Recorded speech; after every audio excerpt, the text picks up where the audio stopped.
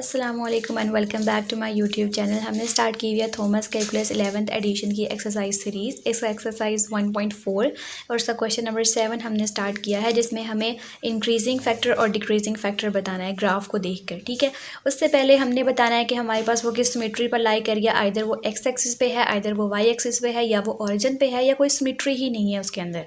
तो सबसे पहले हम सिमेट्रीज़ के बारे में बताना होता है। तो सिमेट्री निकालने का आसान तरीका हमारे पास क्या होता है, सबसे पहले आपके पास जो भी क्वेश्चन गिवन होगा आप उसके अंदर जो है वो एक्स की नेगेटिव वैल्यूज़ डालो। अगर आप एक्स की नेगेटिव वैल्यू डालो और वो उसका क्वेश्चन जो उसका क्वेश्चन था वही आपके पास आंसर में आए, सेम टू सेम आए, यानी आपने नेगेटिव डाला लेकिन उसका फ़र्क क्वेश्चन पे नहीं आया, तो वो आपके पास किसके ऊपर लाई करेगी, वाई एक्सिस पे। यानी वाई एक्सिस में आप एक्स की वैल्यू को नेगेटिव डाल के देखते हो। फिर आप कहते हो कि अगर आप y की वैल्यू नेगेटिव डालो और वो एज अ सेम क्वेश्चन जैसा ही आंसर दे, तो वो भी आपके पास क्या होगी, ऑन द x एक्सिस पे। अगर आपके पास जो है वो आपने x की वैल्यू नेगेटिव डाली लेकिन आपके पास क्वेश्चन वैसा मतलब जो आंसर है वो क्वेश्चन जैसा नहीं आया, चेंज आया है, इसका मतलब क्या है कि वो तो आपके पास y एक्सिस पर लाई तो करेगी नहीं, क्योंकि जब आप x की वैल्यू नेगेटिव लेते हो तो वो y एक्सिस पर लाई करती है, मतलब वो y एक्सिस तो होगी नहीं। अगर आप y की वैल्यू नेगेटिव डालो और वो आपके पास सेम वैसा ना दे जैसा आपके पास क्वेश्चन था, तो मतलब वो आपके पास x एक्सिस नहीं है। नो सिमेट्री क्या होती है, तो फिर अगर वो देखो, अगर वो आपके पास ना तो x एक्सिस है ना तो y एक्सिस है, फिर वो कौन सी वाली सिमेट्री होगी, that is symmetry on origin. अब हमारे पास आता है नो सिमेट्री। नो सिमेट्री का पता हमें कैसे चलता है, आप लोग के ग्राफ अगर ऐसे बनाए, ठीक है, ये ग्राफ होता है, ये आपके पास क्या होती है, एक्स एक्सिस, ये क्या होती है, वाई एक्सिस। ठीक है, अब ग्राफ जो है वो एक किस्म का बने, यानी ऐसे बने। अब वो एक तरफ है, ना नीचे है, ना इधर है, ना उधर है, अकेला है। सिमेट्री क्या होती है आपके पास, सेम, यानी आपके पास एक चीज़ का बिल्कुल सेम। ठीक है, हाफ। तो अब ये किसी का हाफ है, नहीं है। मतलब देखो, हाफ मतलब सिमेट्री का मतलब मैं ये कह रही हूँ कि देखें, आपके पास एक यहाँ पर चीज़ है, उसकी सेम एग्जैक्ट चीज़ दूसरी जगह होनी चाहिए। हाफ इधर हो तो हाफ उसका उधर होना चाहिए। ठीक है, अब यहाँ पर ये अकेला हाफ है तो मतलब इसका किसी के साथ हाफ नहीं है, तो फिर ये नो सिमेट्री है। यानी ना तो ये सिमेट्री ऑन ओरिजिन है, ना ये एक्स एक्सिस पे है, ना ये वाई एक्सिस पे ओरिजिन है, इसका सिमेट्री है, तो मतलब ये नो सिमेट्री होगी। ऐसा क्वेश्चन सिर्फ एक ही है आपके पास इस एक्सरसाइज में। अच्छा जी, क्वेश्चन हमारे पास है y is equal to minus x का क्यूब। जो मैंने पहले वीडियो बना रही थी वो कट हो गई थी, इसलिए मैंने दोबारा लिखा है y is equal to minus x का क्यूब। ठीक है, तो अब हमने सबसे पहले क्या करना है, हमने बताना है कि सिमेट्री ऑन ओरिजिन है, सिमेट्री ऑन y एक्सिस है, या वो x एक्सिस पे है। तो सबसे पहले हम y की वैल्यू को नेगेटिव देखते हैं। अगर हम y की वैल्यू को नेगेटिव रखें तो हमारे पास क्या हो जाएगा, इस तरीके से आपके पास आएगा। तो क्या आपके पास ये वही आंसर आया जो क्वेश्चन में गिवन था, नहीं आया। इसका मतलब क्या है कि ये x एक्सिस तो नहीं होगा। ठीक है, x एक्सिस तो ये नहीं होने वाला। फिर हम अगर y की वैल्यू को नेगेटिव में रखें, y is equal to minus x का क्यूब था और इसमें हम होल में माइनस ले लें, तो माइनस माइनस क्या हो जाएगा, प्लस हो जाएगा। तो y की वैल्यू क्या आ गई, प्लस एक्स का क्यूब।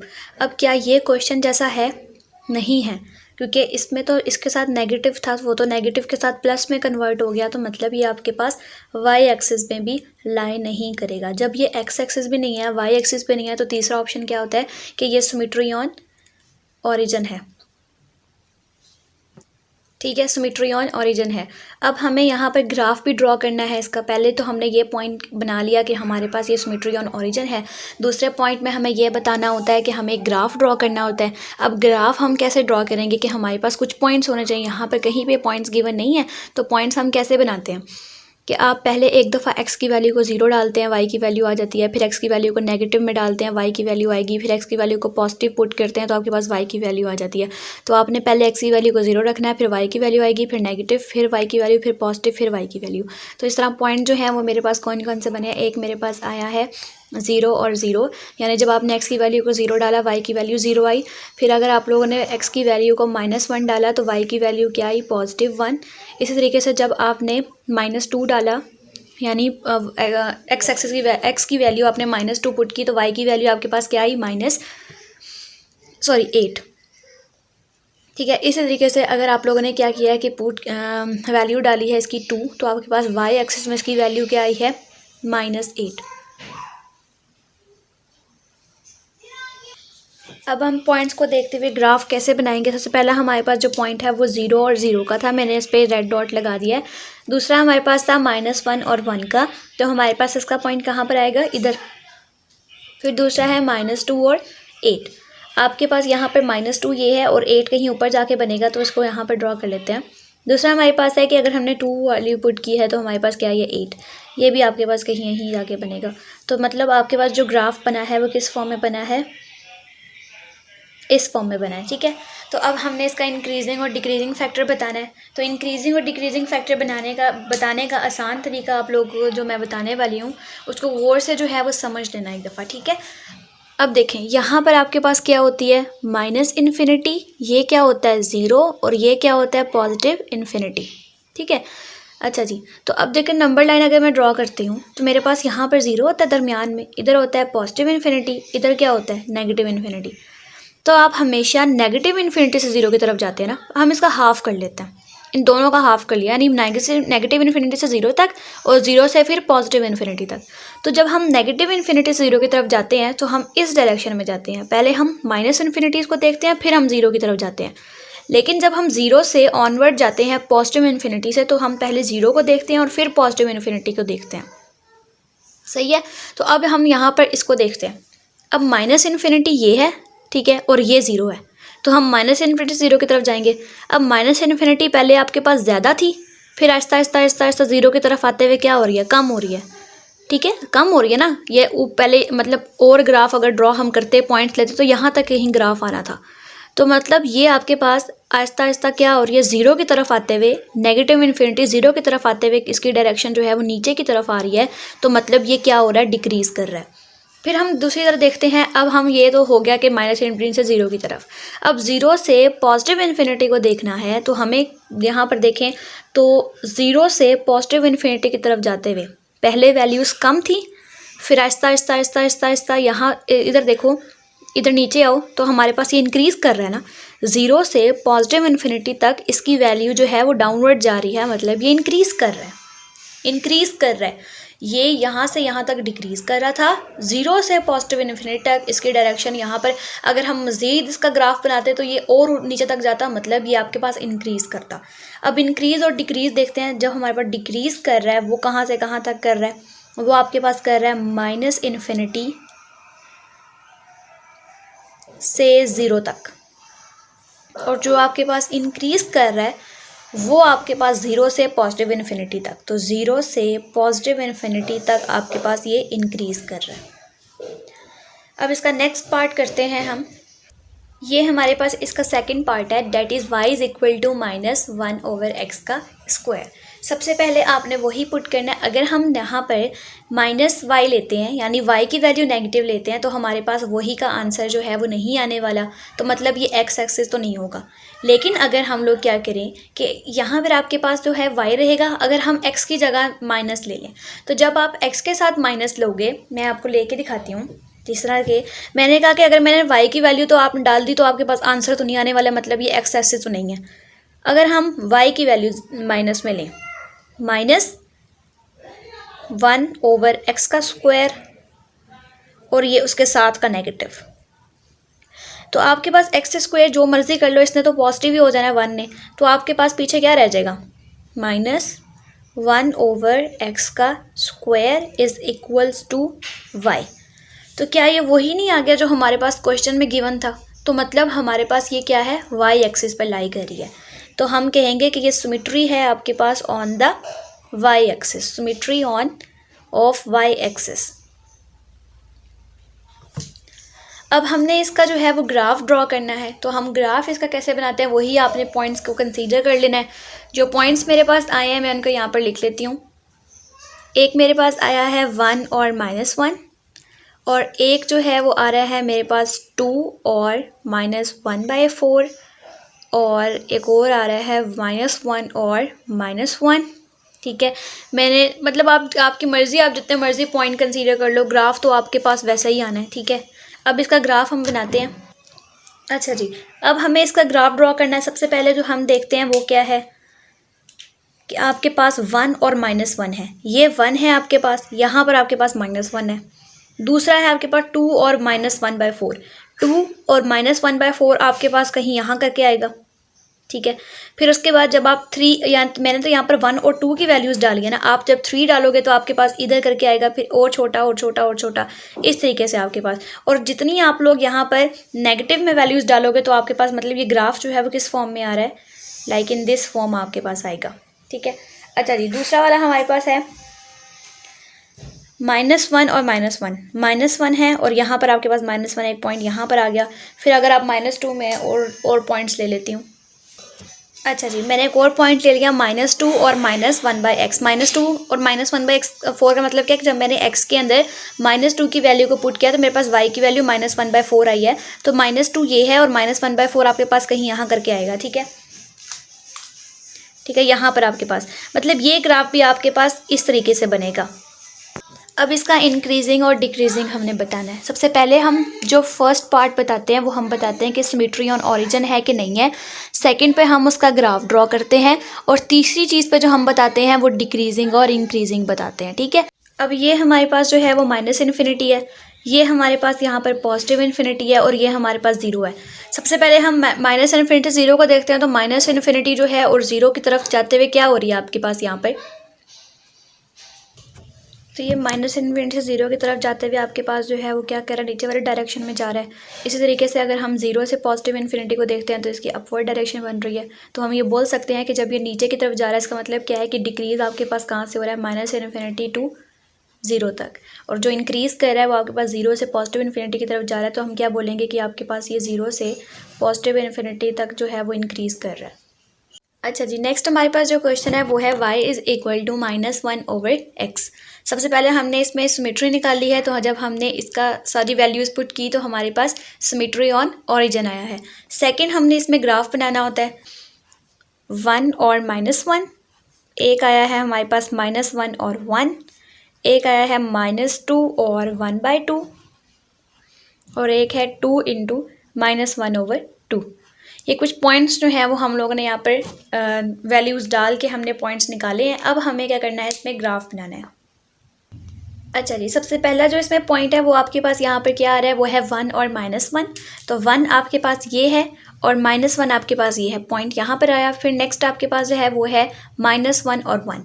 यहाँ पर आपके पास -1 है और यहाँ पर आपके पास 1 है, ये पॉइंट यहाँ पर आया।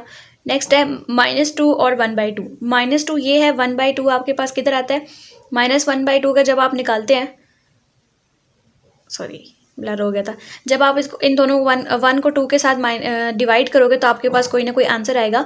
तो उसका जो आंसर आपके पास बनेगा वो यहाँ कहीं बनेगा, ठीक है, इधर कहीं बनेगा। फिर उसके बाद नेक्स्ट जो है वो है 2 और -1/2। 2 ये है, -1/2 का भी आपके पास कहीं यहीं जाके बनेगा, इस तरफ जाके। तो मतलब आपके पास ये ग्राफ जो है वो इस फॉर्म में बन रहा है और ये वाला ग्राफ आपके पास इस फॉर्म में बन रहा है, सही है। अब हम देख लेते हैं इसकी डिक्रीजिंग और इंक्रीजिंग फैक्टर। जो मेन इसमें क्वेश्चंस में है वो इंक्रीजिंग और डिक्रीजिंग फैक्टर ही निकालना है। तो इंक्रीजिंग फैक्टर देखते हैं, फिर हम देखते हैं डिक्रीजिंग फैक्टर। अच्छा जी, सबसे पहले तो हमने यहाँ पर जो कंसीडर करना था वो क्या था कि यहाँ पर आपके पास क्या होती है, -इन्फिनिटी। यहाँ पर आपके पास क्या होती है, पॉजिटिव इन्फिनिटी। और यहाँ पर आपके पास क्या होता है, 0।